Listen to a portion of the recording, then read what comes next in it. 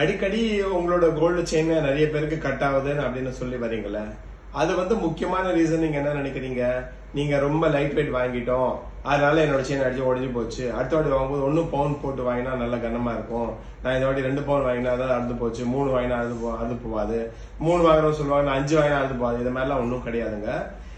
ஒரு gold chain அது 10 gram இருந்தாலும் சரி, இல்ல 40 கிராம் இருந்தாலும் சரி, எந்த வெயிட் இருந்தாலும் சரி, அது ஜெனரலா கட் ஆகக்கூடாது. இதுக்கு முக்கியமான விஷயம் என்ன தெரியுமா? மோஸ்ட் ஆஃப் த செயின்ஸ் பாத்தீங்கன்னா அந்த ஹுக்ஸ் கிட்ட ஓபன் பண்ண தெரியாம அந்த ஹுக் ஓபன் பண்ணும்போது பிரஷர் செயின் மேல கொடுப்பாங்க.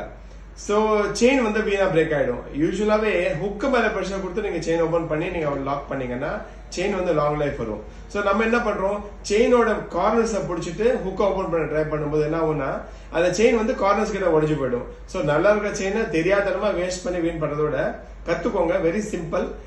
எப்பவுமே செயின் ஓபன் பண்ணணும் போது நீங்க ஹுக் மேல பிரஷர் கொடுங்க. Don't give pressure on your chain. So மக்களே, இந்த மாதிரி நீங்களும் அடிபட்டுட்டு உங்க செயின் பிரேக் ஆகி எத்தனை பேர் நிறைய வாட்டி ரிப்பேர் பண்ணிருக்கீங்க கமெண்ட் பாக்ஸ்ல சொல்லுங்க. சோ இந்த மாதிரி சின்ன சின்ன சீக்ரெட்ஸ் உங்களுக்கு கொடுக்கறதுக்கு என்னோட சேனல் வாய்ஸ் ஆஃப் கோல்ட் 1998 எல்லாருமே லைக் பண்ணுங்க, ஷேர் பண்ணுங்க, சப்ஸ்கிரைப் பண்ணுங்க.